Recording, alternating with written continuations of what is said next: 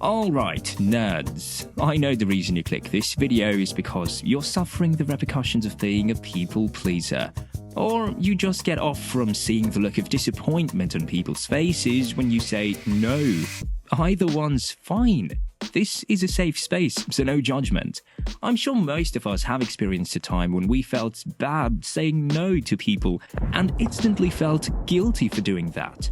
From the little favors to the big life-changing ones, what is it about saying no that makes us feel like that?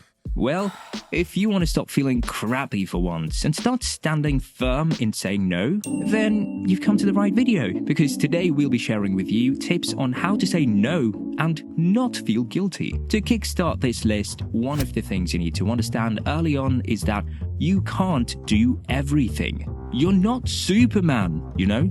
Heck, you can't even get up on your first alarm and have it on snooze every few minutes or so. So why do you think that you can do things that are simply beyond your capacity?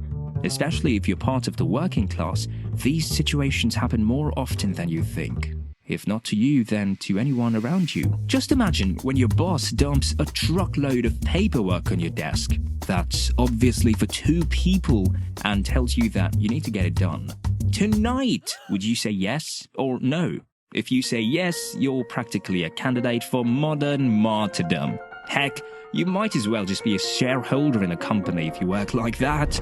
I know, a lot of us made the mistake of being too eager to please our bosses that we start taking on roles that are a far cry from our job description. You can't be the social media manager and the data engineer at the same time. Always remember to act according to your wage. Don't let capitalism win. Just use that time to explore personal projects or pursue other ventures. Who knows? You may even get to establish your own rival company with your technical know-how. Practice makes perfect. Like how athletes train for sports, you too can train yourself to say no. For a light exercise, you can start by singing Meghan Trainor's No.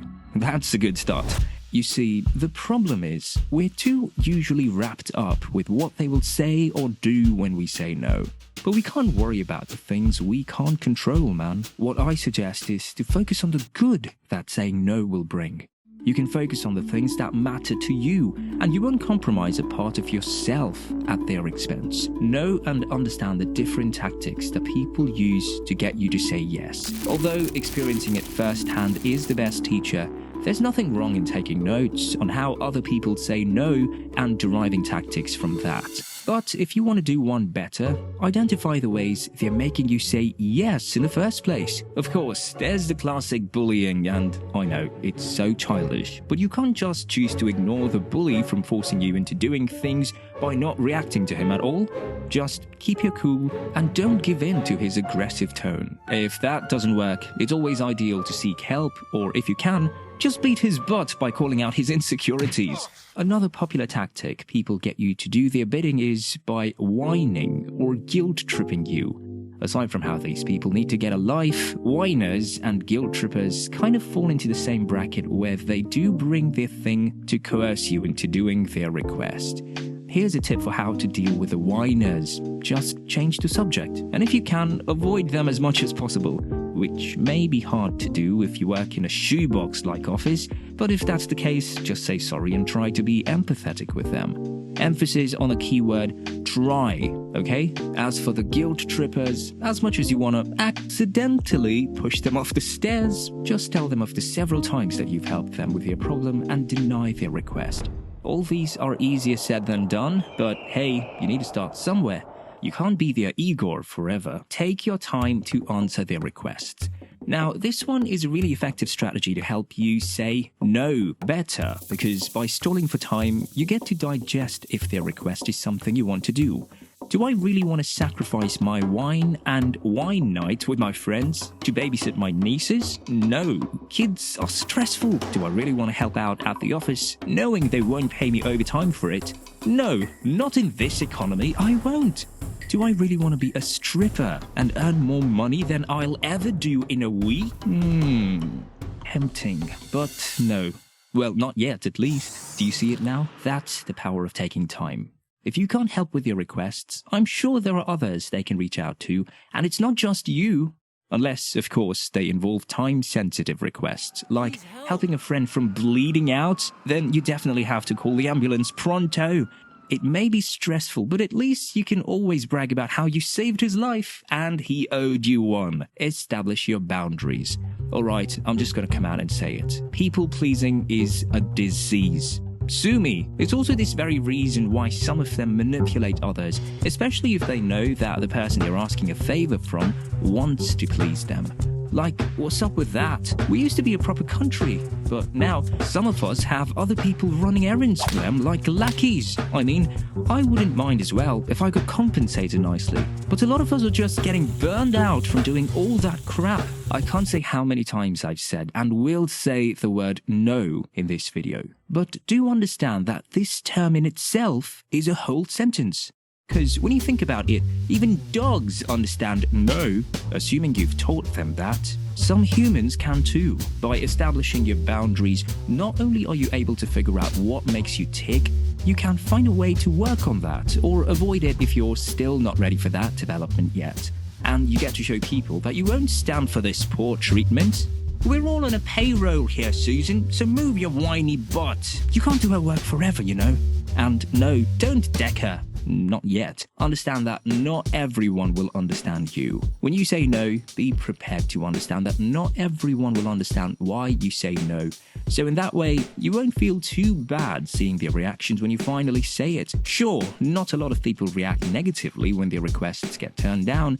I mean, it's slim, but never zero. Not everyone's that mature to be understanding, even though I can be pretty petty at times and get back at my co-worker for snitching my day drinking at the office. But no, rise above it, man. Let them fuss all over you. Just stay in your line and keep your cool. Like what Gen Zs love to say, work. This way, you can always weed out the weak ones in your circle. I mean, doing this will show you who your real homies are. Be assertive when you say no, but at the same time, be respectful.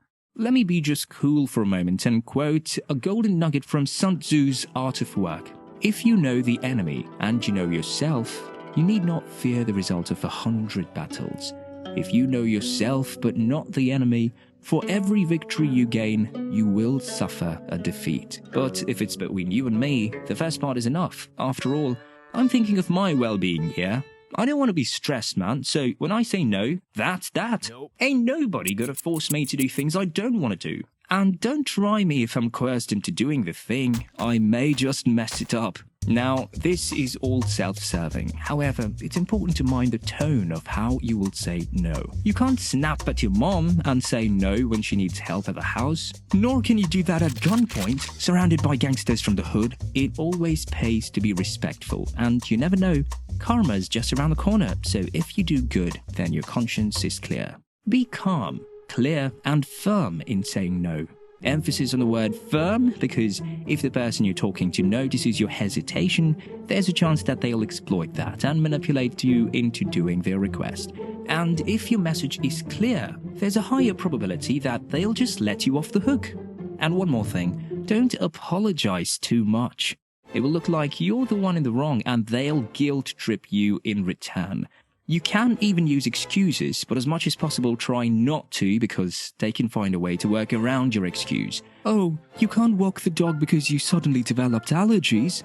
Here are some antihistamines to counter rhinitis. You see? So just keep it short and simple, and most importantly, remember that no is a complete sentence.